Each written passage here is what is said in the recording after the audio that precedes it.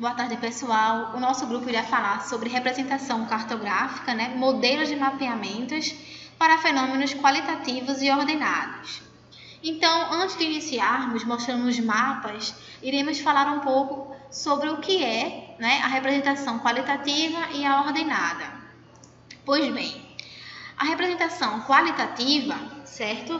Ela apresenta muitos símbolos cartográficos. Esses símbolos cartográficos, eles podem ser construídos usando as variáveis visuais e os primitivos gráficos. Quando falamos em primitivas gráficas, estamos tratando de quê? De pontos, de linhas, de áreas e esses fenômenos que vão dar origem, aos mapas. Aí nós temos aqui alguns exemplos, de símbolos pictóricos ou descritivos, como por exemplo, animal na pista, trilhas, símbolos geométricos, temos algum círculo, quadrado, retângulo, e também os símbolos alfanuméricos. Na representação ordenada, a mesma ela é aplicada quando os fenômenos admitem uma classificação, como o próprio nome já diz, que segue uma ordem e que apresenta uma categoria que pode ser deduzida, como com interpretações qualitativas, quantitativas ou de datações. Então, por exemplo, nas imagens que você vê, temos a variação de valor em pontos, não é isso que também pode representar uma manifestação pontual, e aí vamos ter a relação do menor para o maior, em intervalos de tempos, por exemplo. Temos também a variação nas áreas, e aí temos a diferença na textura dos pontos, textura das linhas e a variação de valor em linhas. Bom, pessoal, esse mapa está demonstrando uma manifestação pontual. Ele demonstra a informação que ele nos traz, são do espaçamento, da distribuição das universidades federais e estaduais no estado de Pernambuco. A nossa fonte de pesquisa foi uma listagem que consta na Wikipédia, consta nela todo o estado, todas as universidades federais, estaduais e municipais também, e que há o nome de cada universidade, a cidade onde ela se encontra. Nos metadados desse mapa consta essa listagem das cidades e das siglas das universidades e se elas são estaduais e federais. Para poder demonstrar de uma forma mais clara, que ficasse visualmente mais fácil de se entender, nós dividimos as mesmas regiões, para que você conseguisse ver que, à medida que você vai adentrando ao estado, indo na direção do sertão, menos universidades tem. E na região metropolitana, se é a maior concentração de universidades, e a cada vez que você vai entrando, diminui essa quantidade. O nosso mapa ele foi feito na escala de 1 para 2.600.000, e nele você consegue perceber o grid que está em graus para a nossa melhor visualização. Como ele mostra todo o estado de Pernambuco, ele detém dois fusos, o fuso 24 e o fuso 25 sul. Então, para você fazer o mapa, você tem que ter uma atenção bem grande com o sistema de projeção que você usa, porque como ele está em dois fusos, se você não tiver cuidado com o sistema de projeção, ele vai dar uma distorção e não vai encaixar. Bom, pessoal, quem está falando é Rafael, vou dar continuidade ao trabalho.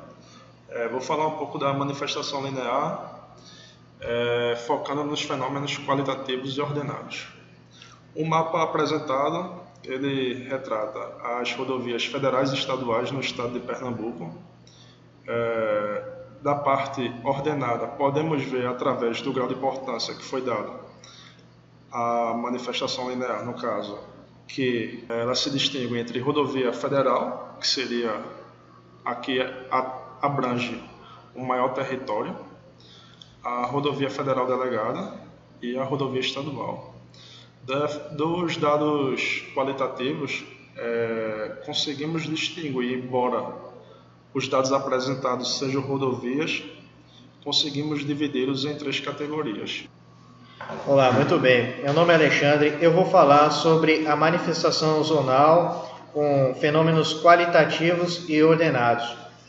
Bem, para fazer essa apresentação, eu criei um mapa aqui, usando os dados vetoriais da FEPAM, na verdade do IBGE, mas adaptado pela FEPAM do Rio Grande do Sul, e os dados das cidades foram retirados de uma lista de cidades por criação da Wikipédia. O título é o seguinte: os municípios do Rio Grande do Sul por data de emancipação, ou seja, pela data em que eles foram desmembrados dos seus municípios de origem. E aqui nós temos uma classificação qualitativa, pois ela tem esses atributos aqui da datação, quando é que o município foi desmembrado. Aqui temos o ordenado, porque ele obedece aqui uma hierarquia que está até representada pelo degradê de cores. Temos aqui as vilas originais mais claras, de 1809, a origem do Rio Grande do Sul, e aí vai passando pelo século XIX, a primeira metade do século XX, até chegar nos anos 2000 até hoje. E o que a gente pode inferir desse mapa? Que a classificação qualitativa e ordenada permite mostrar um fenômeno que segue uma sequência hierarquizada ou cronológica que evolui de maneira diferenciada dentro das porções do território, como a gente vê como o território foi desmembrado aqui e ela segue essa sequência de tempo. Então a gente pode ver a evolução dos fenômenos sociais ligados ao território, mas também é útil para mapas ambientais ou geológicos, ou qualquer tipo de mapa que você precisa mostrar a evolução de uma sequência, os estágios, as fases do fenômeno. A classificação, aqui no caso que eu já tinha falado, tem que ser feita numa escala gradual de cores e texturas. Isso aqui é a forma ordenada, é a nossa hierarquia. E analisando esse mapa, a gente pode perceber que os municípios, eles a data de criação ela corresponde a uma dinâmica tanto populacional quanto econômica e social da época. Por exemplo, aqui nessa época aqui, no meio oeste gaúcho, que a gente denomina essa região de campanha gaúcha, foi na época do ciclo da charque, no século XIX. Então a maior parte dos municípios aqui foram criados já naquela época e houve poucos desmembramentos de lá para cá. Por quê? No século XX já foi a industrialização e a imigração alemã que começou a avançar em direção ao norte da Serra Gaúcha, até as margens do Rio Uruguai. E aqui temos tanto as culturas de minifúndios, a prevalência de minifúndios no modelo dos imigrantes, como temos também a industrialização, o que favoreceu a criação de muitos municípios no século XX e principalmente na segunda metade do século XX nessa região. Então a gente vê que é uma ferramenta interessante para analisar a dinâmica desse fenômeno social, que está interligado à dinâmica populacional, aos fluxos de imigração e à questão econômica nas épocas diferentes. Então, é isso. Olá pessoal, meu nome é Fernando Lourenço. Eu sou de Engenharia Cartográfica da UFPE e vou falar um pouco sobre mapas com fenômenos qualitativos e ordenados com manifestação zonal. Primeiramente, vamos falar sobre o mapa. O mapa é da cidade do Recife do ano passado e representa a intensidade de dengue em todo o município.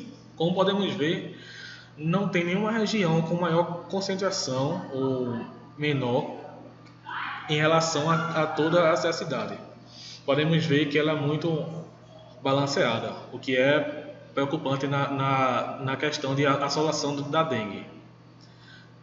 Falando sobre a construção do mapa, ele foi construído no ArcGIS, que é um programa de geoprocessamento, e apresenta, segundo Bertin e Martinelli, os componentes básicos de um mapa temático, que seria o texto, falando o que é, onde é e quando é, isso é muito importante, a data para a veracidade da informação. Um subtítulo falando um pouco sobre os estudos. A projeção de Mercator, que foi escolhida Mercator porque em relação a a área de estudo, essa área é pequena em relação ao mundo todo, até o estado todo. Ou seja, não precisou ser mostrada como grau, minuto e segundo. Temos aqui as coordenadas em metros, o dado horizontal, que é o mais atual, que é o SIGA 2000. O seu fuso é 25 sul. Esse 25S foi dado por causa da projeção UTM. Temos aqui a escala e a escala gráfica. As duas têm a sua mesma importância. Falando da questão qualitativa, podemos ver as cores, que, segundo Bertin e Martinelli, cores também podem representar uma qualidade de um mapa. No caso, essa qualidade de cores foi dada aos distritos sanitários. Na questão ordenada, podemos ver as notificações, que claramente elas vão da menor intensidade até a maior. Sobre a manifestação zonal, podemos falar que na questão de informação zonal é quando uma informação é igual para áreas muito grandes, como podemos ver aqui os bairros do Recife. No caso desse azul claro, todos os bairros aqui representam o Distrito Sanitário 7. Então é uma informação que se espalha por zonas, zonal. E basicamente é isso em todo o mapa.